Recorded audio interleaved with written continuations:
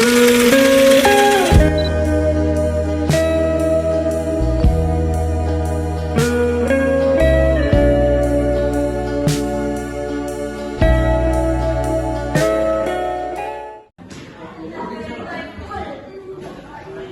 everyone, today we are going to discuss how fasting weeks of body feel weak. During fasting can affect serious dehydration or lack of weight. For many hours, we don't drink anything. If we also drink little at night, our body can become even more dehydrated.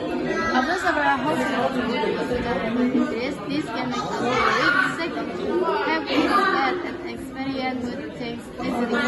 That is the signs carefully if we sleep too late after sunlight or wake up too early without enough rest. Our body can feel weak. Because we like sleep. Avoid doing heavy activities during fasting.